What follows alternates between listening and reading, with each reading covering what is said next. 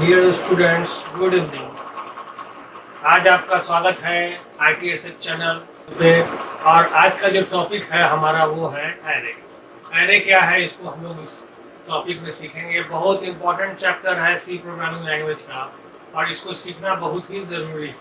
अगर एरे सीख जाएंगे आप तो उसके बाद बहुत सारा डेटा स्ट्रक्चर भी आप सीखने लगेंगे। डेटा स्ट्रक्चर का सबसे पहला टॉपिक है, ठीक है।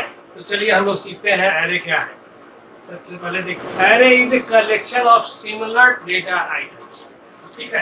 तो सिमिलर का मतलब क्या होगा, जैसे आप ये वाला लाइन भी देख लीजिए, तो these elements have a same data type. मतलब ये हुआ कि अगर आपने एक एरे लिया है तो उसमें अगर डेटा टाइप देना चाहते हैं तो इंटीजर होगा या फ्लोट होगा या कैरेक्टर होगा, या फिर और भी डेटा टाइप जो है वो कोई एक डेटा टाइप का कलेक्शन हो, ठीक है।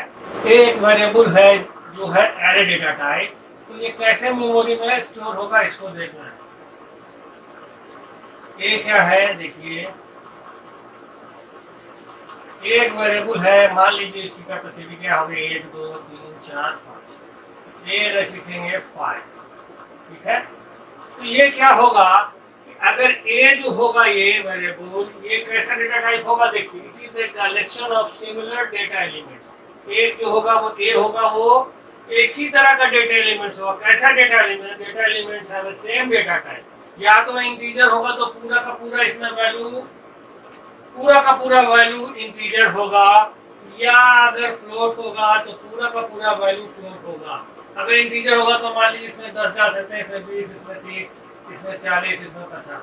अगर मान लीजिए हमने फ्लोट मान लिया तो 10.5 हो गया, 20.5 हो गया, या 50.00 हो गया, या 40.50 हो गया, या 5.5, ठीक है। तो इस तरह का एलिमेंट्स होगा। अगर कैरेक्टर होगा तो मान लीजिए इसमें ए होगा, बी होगा, सी होगा, डी होगा, ई होगा।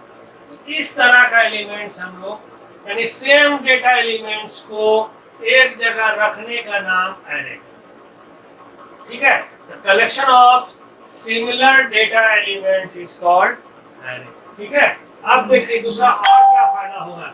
In a static data structure location and deallocation of a memory is done at a compile time. जब भी आप स्टैटिक डेटा स्ट्रक्चर में आप जब भी कंपाइल करेंगे प्रोग्राम को, तो उसका लोकेशन एंड डिलोकेशन उसके रन टाइम से पहले ही सेट करना पड़ेगा। In it can not be change, extended और श्रिंक। ये न चेंज हो सकता है कब, रन टाइम में कभी भी चेंज नहीं होगा। इसको ना बढ़ा सकते हैं ना घटा सकते हैं। अगर हमने ए का वैल्यू 5 ले लिया तो इसको हम जब रन करेंगे उस समय इसका 5 से 4 नहीं कर सकते हैं, या 5 से 6 नहीं कर सकते, ठीक है। तो जो भी वैल्यू ले लिया उसको फिक्स मान लेना होगा, और इसको हम लोग रन टाइम कभी भी चेंज नहीं कर सकते। And array memory is located consecutive location. Memory में कैसे स्टोर होगा, जैसे ये यहाँ पे A0 हो गया, A1 हो गया, A2 हो गया, और A3 हो गया, और A4, ठीक है। अब जो ये डेटा स्टोर होगा मेमोरी में, मान लीजिए ए के लिए, A0 के लिए यहाँ मेमोरी में 8000 का डेटा है। क्योंकि डेटा हमारा इंटीजर डेटा टाइप अगर ले लेते हैं तो इंटीजर डेटा टाइप के लिए 2 बाइट चाहिए, ठीक है। तो दूसरा जो बाइट होगा 8000 के बाद 8001, 8000, 8000 और 8001 हो जाएगा एक, और जो दूसरा एलिमेंट स्टोर होगा वो 8002 पर स्टोर, ठीक है। उसी तरह फिर 2-2 बाइट बढ़ता चला जाएगा और मेमोरी में डेटा स्टोर होता जाएगा। या अगर इसको कंसेक्यूटिव में स्टोर करना चाहते हैं तो कंसेक्यूटिव का मतलब यहाँ से समझिए, या तो 0 पर होगा, फिर 1 पर, फिर 2 पर, फिर 3 पर, फिर 4। और मेमोरी एड्रेस पर अगर स्टोर भी होगा तो कंसेक्यूटिव मेमोरी एड्रेस पर डेटा स्टोर होगा, ठीक है।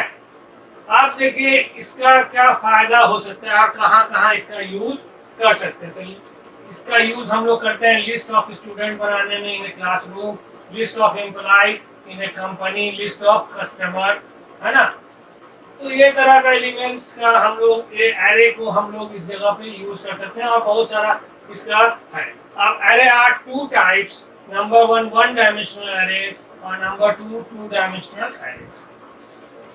1 डायमेंशनल एरे और 2 डायमेंशनल एरे, दो तरह का हम लोगों के पास एरे होगा। और 2 डायमेंशनल के बाद मल्टी डायमेंशनल एरे भी बोलते हैं इसको, ठीक है। तो अब आइए 1 डायमेंशनल एरे क्या है। A linear list of fixed number of same data type items can be given a one variable name using only one subscripted value, and such variable is called single subscripted variable or one dimensional। ठीक है। तो अभी जो हम लोग अभी example देख रहे थे ये बेसिकली 1 डायमेंशनल एरे का ही एग्जाम्पल है। तो इसका सिंटैक्स क्या होगा, डेटा टाइप एरे नेम, उसके बाद यहाँ पे हो जाएगा इंडेक्स इंडेक्स वैल्यू, या इसको सब स्क्रिप्टेड वैल्यू भी बोलते हैं, ठीक है। तो अब डेटा टाइप एरे नेम, और देखिए एक वेरिएबल ले लिए, एक वेरिएबल ले रहे हैं, इसकी कैपेसिटी यानी साइज भी बोलते हैं, जो भी इसकी साइज है 5 है ना, इसकी साइज ले लिया 5। तो एक वेरिएबल है, इसकी साइज ले लिया 5। अब इसका डेटा टाइप कैसा होगा, मान लिया इसका इंटीजर और उसके बाद सेमीकोलन है। जब भी हम लोग इसका डिक्लेरेशन करेंगे उस पीरियड में इंट ए 5 लिखेंगे। तो अब कैसे ये मेमोरी में स्टोर होगा इसको देखिए। तो ए कैसे स्टोर होगा, ए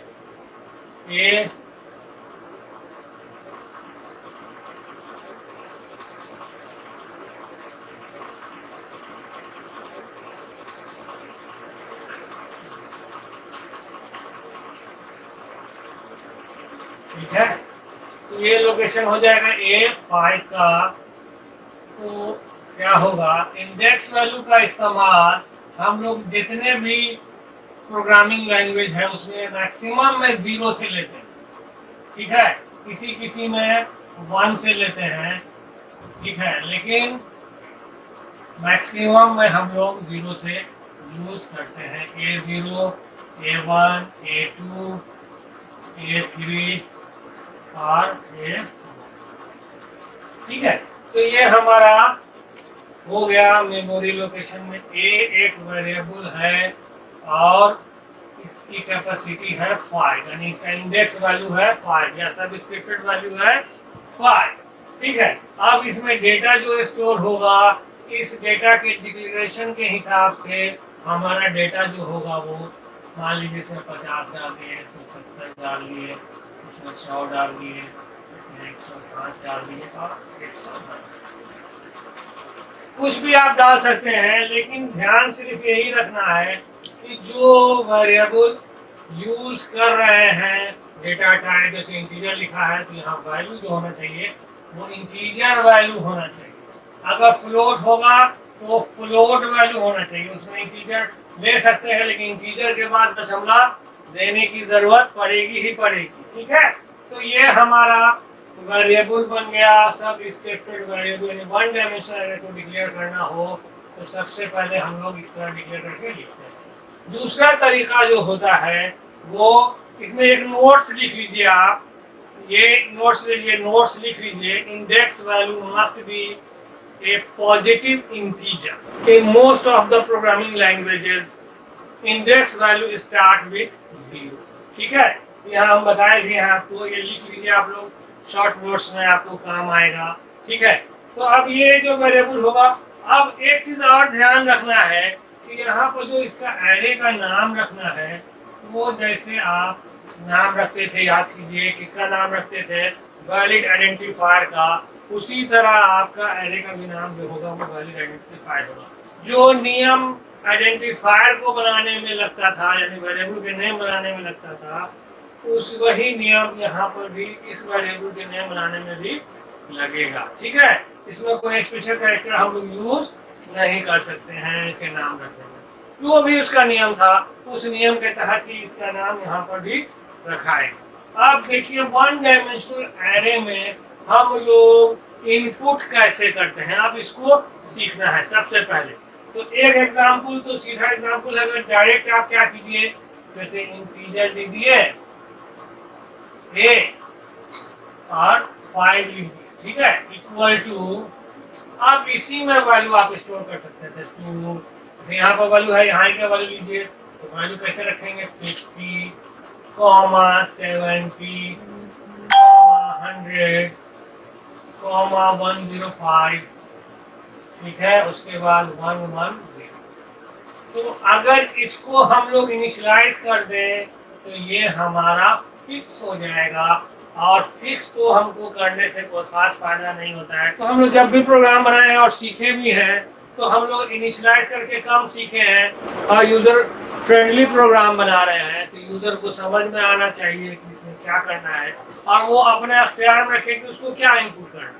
ठीक है, तो जैसे आप यहाँ पर आप इसको अगर चाहते हैं आप इसको हम लोग इस तरह लिखें कि ये इनपुट जो है वो कीबोर्ड के द्वारा हो, ये इनिशियलाइज करके नहीं हो, ये कीबोर्ड के द्वारा हो और इसका वैल्यू कुछ भी हो, कुछ भी इसका वैल्यू हो, तो इसके लिए क्या करेंगे हम लोग, बताइए। इसके लिए हम लोग करेंगे क्या, इसको सबसे पहले हम लोग सीखेंगे कि एरे में कैसे इनपुट होता है। एरे में कैसे इनपुट होता है देखिए, चेक कीजिए प्रोग्राम। सबसे पहले क्या लिखते थे, hash include stdio dot h, उसके बाद hash include conio dot h, उसके बाद void main, ठीक है, ब्रैकेट शुरू और कर्ली ब्रैकेट शुरू हो। ठीक है, यहाँ तक तो हम लोग लिखते थे। अब मान लीजिए हम लोगों को इनपुट करना है, यही एरे है हमारा, यही एरे है 5 कैपेसिटी का, और इस कैपेसिटी में हम लोगों को इसके वैल्यू को इंटीजर डेटा टाइप को स्टोर करना है। ये 5 हो गया और यहाँ से इसकी कैपेसिटी यहाँ से साइज हो गई A0, उसके बाद A1, A2, A3 और A4। ठीक है, ये हमारा एरे हो गया। अब मान लीजिए इसमें हम लोग जो भी चाहे वैल्यू इनपुट करेंगे, फ्यूचर में जब कीबोर्ड से हम लोगों को इनपुट करना है तो सबसे पहले लिखेंगे क्या, इंटीजर आई ले लिया 0 से लेके 4 तक जाने के लिए, और एक वेरिएबल लिया जिसकी कैपेसिटी है 5, और जैसे ही हम लोग इस तरह लिख देते हैं तो ये क्या करेगा, मेमोरी में 5 एरिया को रिजर्व करेगा, वो 0 लोकेशन 0 से लेकर के 5 तक जाएगा। ठीक है, तो अब देखिए क्या करना है हम लोगों को, अब इसमें इनपुट करना है प्रोग्राम CLR SCR, उसके बाद सेमीकोलन, printf लिख दें, printf inter elements in and array, ठीक है, सेमीकोलन 1, ठीक है। अब इसके बाद लिखेंगे for i is equal to, कहाँ से जाना है देखिए आप, हमको जाना है 0 से, i is equal to 0, i is less than equal to कहाँ तक, जो पढ़ाया है पिछले क्लास में आपको, ठीक है, तो यहाँ तक जाना होगा 4 तक, 4 तक जाएंगे और i प्लस प्लस होगा, क्योंकि i का इंक्रीमेंट 1 से हो रहा है। ठीक है, क्लियर है। अब इसके बाद देखिए क्या होगा हमारा, अब इसके बाद हम लोगों को स्कैनएफ करना है, तो स्कैनएफ करेंगे किसको, इनपुट करना है वैल्यू, यहाँ पे लिखेंगे स्कैन एफ, क्योंकि इंटीजर है तो %d लेंगे, और यहाँ पे देखिए हम लोग क्या लिखते थे, a है ना, %d इन %a, ठीक है। अब क्या चेंजेस हो जाएगा, यहाँ पर भी आपको एरे लिखने के लिए यहाँ पे i लिखना होगा।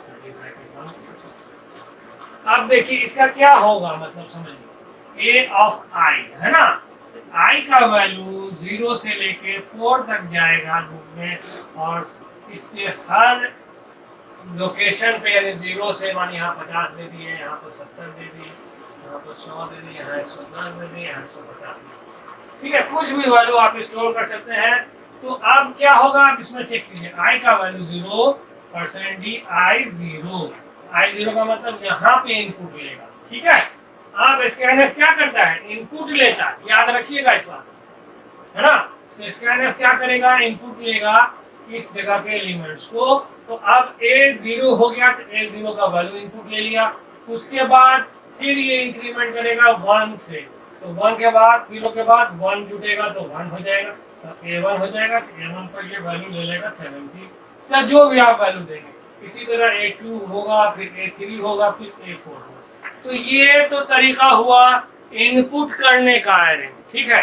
तो अब दूसरा तरीका और सीखेंगे हम लोग, जो भी इनपुट किए हैं एरे में उसको प्रिंट करना है। तो उसके लिए क्या लिखेंगे, एक और कमांड लिखेंगे यहाँ पर, प्रिंटफ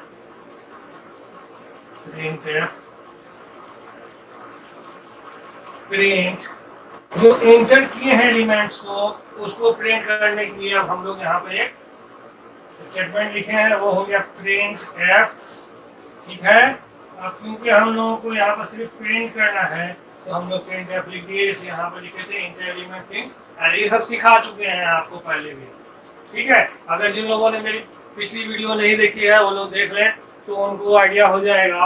और अब फिर जैसे हम लोग इनपुट किए हैं उसी तरह इसका आउटपुट भी लिखना पड़ेगा।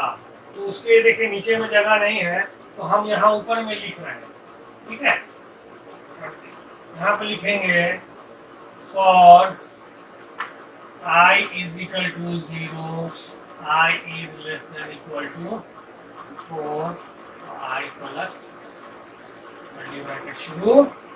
अब ये हमारा लूप लग गया 0 से लेके 4 तक चलने के लिए, क्योंकि यहाँ पर डेटा जो स्टोर हुआ है उसी को प्रिंट करना है।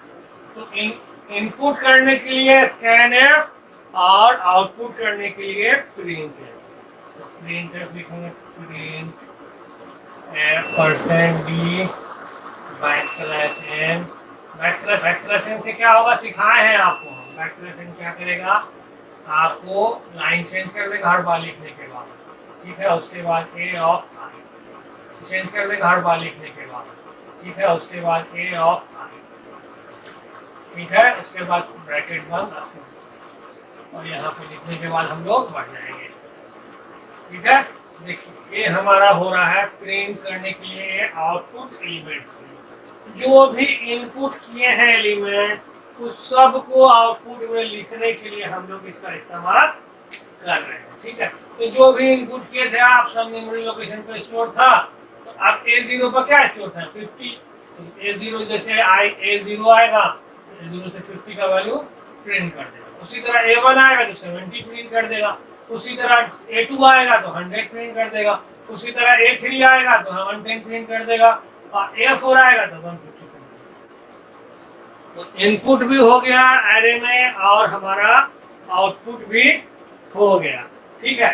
तो अब क्या करेंगे हम लोग, अब इसको करने के बाद यहाँ पे गेट ch लगा देंगे, गेट ch और उसके बाद कर लेंगे। Thank you for watching.